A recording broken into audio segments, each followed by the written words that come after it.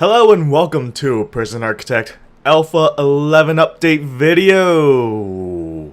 And what I'm going to do right over here is build a quick and dirty little prison so we could display some of the new features.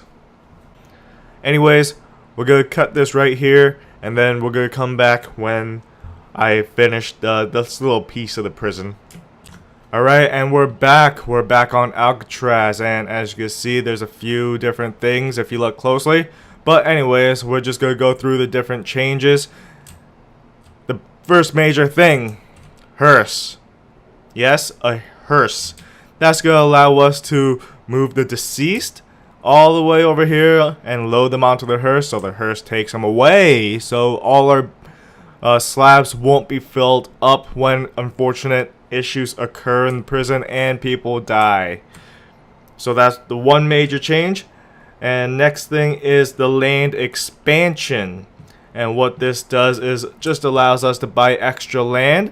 So if we go into the bureaucracy, the finance allows us to upgrade, well, I guess research the land expansion, and I think the research time was around 12 hours.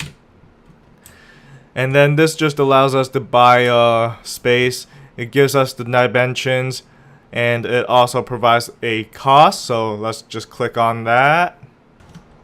Hopefully that worked fine.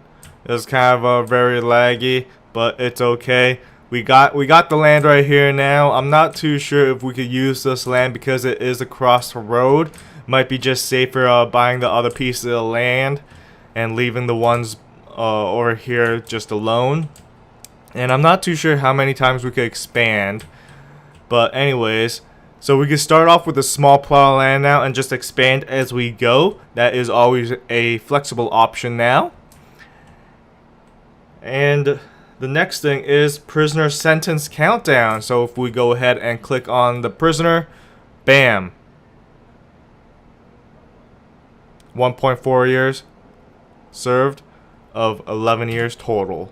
And once they serve their entire term, they get released and reintegrated back into society. Hopefully they're not going to be institutionalized, but one never knows. So another useful item they added is the objects item highlight. So if we go into the room of the common, otherwise known as the common room, we would go ahead and click on objects. It actually highlights useful tools. It probably doesn't highlight all of them, but it just goes ahead and highlights a few. So if you transfer onto the cells, shows the bed, toilet, and jail door. Likewise, the shower shows the shower heads, drains. And if we go into the canteen, it shows the serving table, bench, all the good stuff. So that's another useful item they added. They might add a item to turn that off and on in the future, just in case people don't want that or it gets annoying.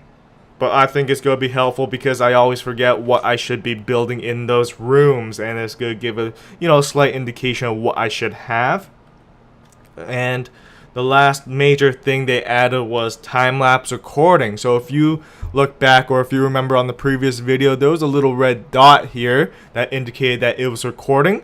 So if we go into, let's see, the options, or not the options, the main menu, we have time-lapse record.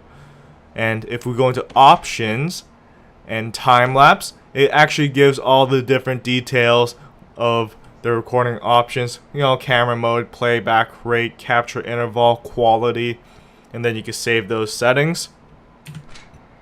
So you could go back and back again, and at the end of this video I'll add the time lapse and hopefully it'll work. If not, then I apologize.